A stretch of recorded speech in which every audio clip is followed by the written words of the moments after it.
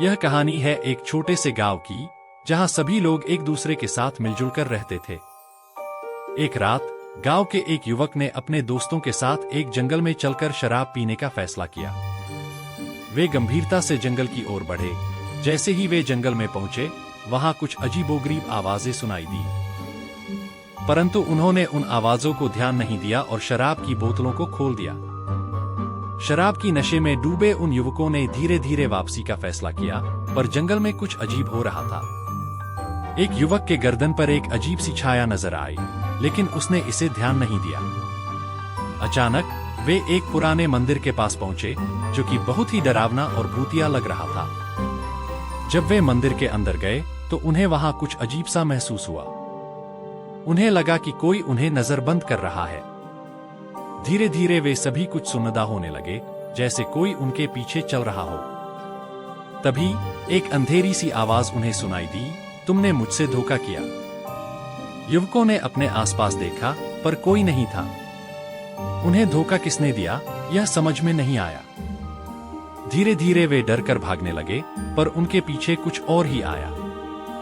और फिर उनके साथ कुछ ऐसा हुआ जो कभी नहीं होना चाहिए था। जब वे भागते भागते गांव की ओर लौट आए, तो उन्हें वहां भी धोखा हुआ। गांव में सभी लोग उन्हें अजीब नजरों से देख रहे थे, जैसे कि वे किसी अनजाने और भयंकर से चीज के खोज में हों।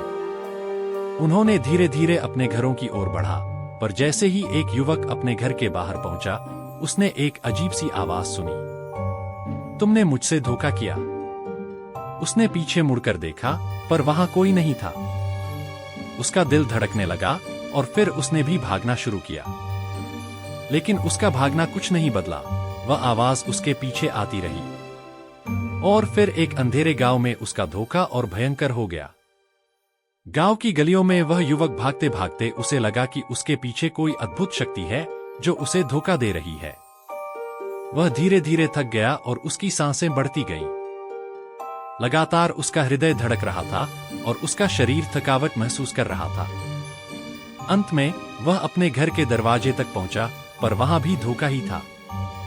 उसके परिवार के सदस्य भी उसे अजीब नजरों से देख रहे थे, जैसे कि उन्हें भी कुछ दिखाई नहीं दे रहा हो।